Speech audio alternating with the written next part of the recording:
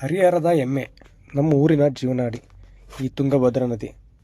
ಈ ನದಿ ನಮಗೆ ನೀರು ಕೊಡುತ್ತೆ, ಅನ್ನ ಕೊಡುತ್ತೆ, ಬದುಕು ಕೊಡುತ್ತೆ. ಆದರೆ ನಾವು ಈ ನದಿಗೆ ಏನು ಕೊಡ್ತಾ ಇದ್ದೀವಿ? ಹಳೆ ಬಟ್ಟೆ, ಚಪ್ಪಲಿ, ಪ್ಲಾಸ್ಟಿಕ್ ಕಸ. ನಾವು ಇದು ನದಿ ಕೊಡೋ ಗೌರವ. ನಾವು ನದಿನ ತಾಯಿಗೆ ಹೋಲಿಸ್ತೀವಿ, ಆದರೆ ಆ ತಾಯಿ ಮಡಿಲನ್ನು ಕಸದಿಂದ ತುಂಬಿಸ್ತೀವಿ. ಇದು ಎಷ್ಟು ಮಟ್ಟಿಗೆ ಸರಿ? ಒಂದು ಕ್ಷಣ ಯೋಚನೆ ಮಾಡಿರಿ. ಈ ನದಿ ಈ ಥರ ಎಲ್ಲ ಕಸಗಳು ಹಾಕೋದ್ರಿಂದ ನೀರು ಕಲುಷಿತ ಆಗುತ್ತೆ.